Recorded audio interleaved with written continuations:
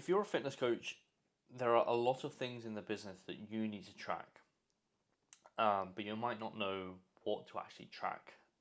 So in this video, I'm going to tell you what to track as an online fitness coach. If you don't know me, I'm Jack. I'm the owner and founder of The Coaches Trainer. We help fitness coaches like you scale their fitness business, so ultimately you can have time, location, and financial freedom. Okay, so I've written out a few things here because I cannot, for the life of me, I can't script, but I can go off bullet points. So if you see me looking down, I'm actually reading off my laptop, so excuse me. But I've kind of condensed it into 5 key areas that I would try and work towards. And if you actually started to do this, you would notice a huge uplift in two things, which is one, your mindset to business, or your mindset in business. So if you actually treat your business like a business, it starts to move properly. Who knew? And then two, you get less anxious in the business because you can basically look at this from a logical standpoint, not an emotional standpoint. Okay. As a inexperienced business owner, you're probably quite emotional in business. Not your fault, it just is. But if you have like data to track, it makes everything a bit nicer, a bit less anxious driven. Okay, so number one is going to be lead flow. Okay, that's mission number one. Okay, so how many new leads are we getting? Where are they coming from? These are the key bits of information that I would have as a business owner. By the way, how do I track these? Google Sheet. Literally go onto Google Sheet and then it says create brand new spreadsheet, and just literally just have like date and then like leads for the week, and then you can just start tracking these. Okay. The reason why we track leads is because fundamentally from a business, it without sales you don't have a business, right? So you might be the best coach in the whole entire world, but if you're checking in nobody, you're not going to be the best online coach in the whole entire world. A lot of online fitness coaches, which I do like, but a lot of online fitness coaches at the start, what they'll do is they'll go into like, I need gun education, which is fine, but one of the best ways to learn is on the job. So if you can actually have the ability to sell straight away, and you get you get bums on seats, you have a faster learning curve versus if you're just pissing around with education. Education is very important, wildly important. However, you can't coach no one, so you have to learn about marketing and sales. This is basically what happens with fitness coaches, by the way, is that they gun education, they have no inquiries, no sales, no leads. Then they start with the marketing side. They get pissed off with it because they've been doing it for like 3 years and they just leave. I'll do it the other way around. That's my advice, okay? So, number one, track lead flow. How many new leads are we getting in every single week? Is it consistent? What's the quality like, okay?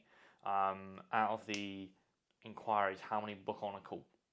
How many booking links are we sending out? These are the things to actually track within your business, okay? Number two, sales calls. How many book calls are we getting every single week? What is the show rate to the calls? If we book on 10 for the week, how many actually show up to the call? A big one in my opinion. And then also close rate. So to go back, we have leads. How many new leads are we getting? Where are they actually coming from? Which is wildly important, by the way. A lot of people are just like, they kind of miss that data. But effectively, if you're posting on YouTube, TikTok, you're emailing, Instagram, and you don't know where these inquiries are coming from, that's a big problem. So you want to start tracking that early on, okay? Book calls, how many book calls are you getting on every single week? What's the show rate like? And then what is my close rate? If you work out that, you can effectively know if it's worthwhile running paid ads, and or if you are running paid ads, is it profitable? Okay, which is huge. You can work out things like CAC, LTV, all that kind of stuff. Okay. Number three is retention and churn. Okay, so how many clients are leaving every single month? What is churn percentage? I do this over 3 months as well, because month to month is a bit odd, because you might get a month of just high churn and you might think, shit, it's like 50%. Shouldn't be 50% by the way, but I would track it over an average. So I would track it over a longer period, and then I would also track LTV. So how much is a customer worth to me? How long do they typically stay? And then what is my average churn over 3 months?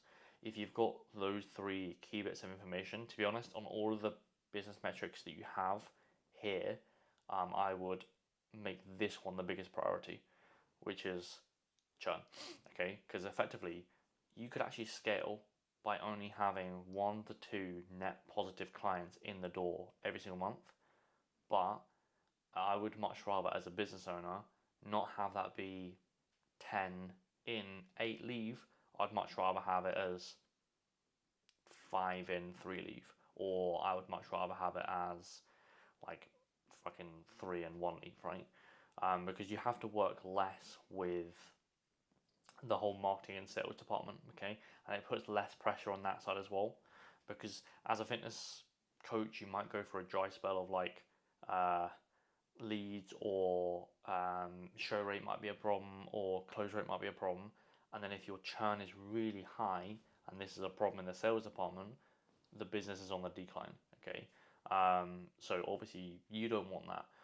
Four, most obviously, is going to be business metrics, revenue metrics, sorry, like monthly recurring, cash collected, revenue forecasted, and then also the average client values. It's kind of the same thing as LTV, but you kind of want to start to track that. If I'm going to give like two, well, actually just one important bit of information, it's going to be monthly recurring, just so you know where you stand on the first of every month. How much am I going to earn if no one leaves the service? How much am I going to earn? Okay, I think that's a huge and important bit of information, because if you know that, it just gives stability in the whole entire, I suppose, like month, right? It just gives stability in your business as a whole. One of the biggest questions that I get is, do I go upfront or do I go monthly? My thing is always kind of both, but you kind of want to gun monthly.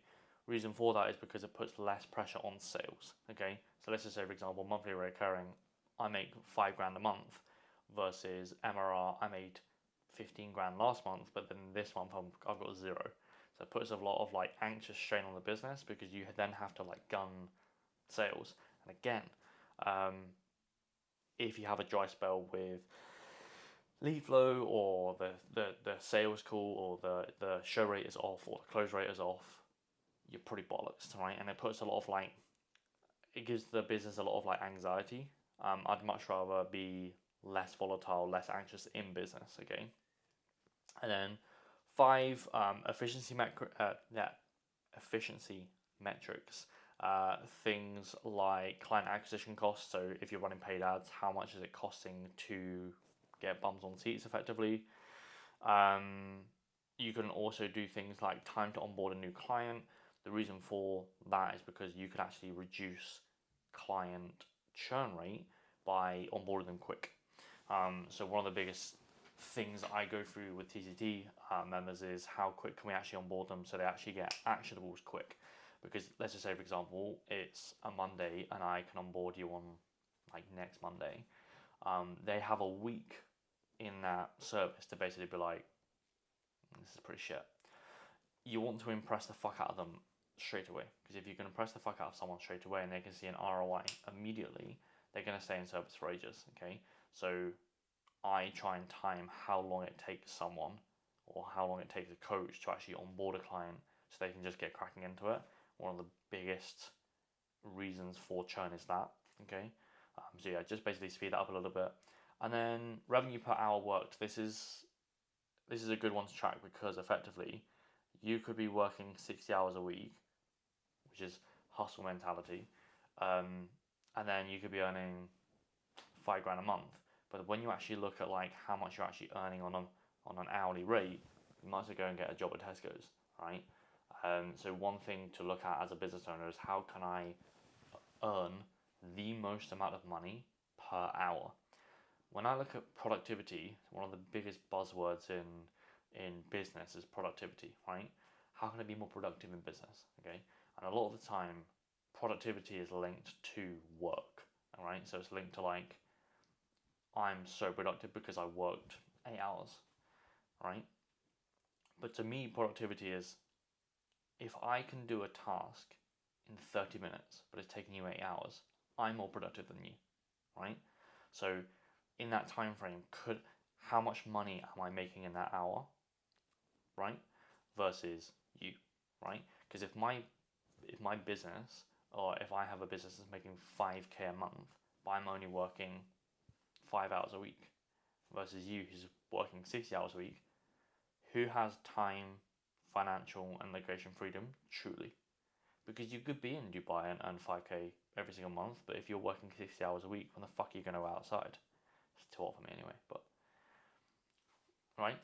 Um, so when you look at revenue per hour worked, you'll realize where you're going wrong, if you're going wrong, okay? Because then, do I need to automate? Do I need to delegate? Do I just need a better process? You can start to look at these things as well. So to go back, the 5 main areas that I would look at tracking, and you can do this on a fucking spreadsheet, is lead flow, sales calls, client retention and churn, revenue metrics, and then also efficiency metrics. If you do that, you'll scale.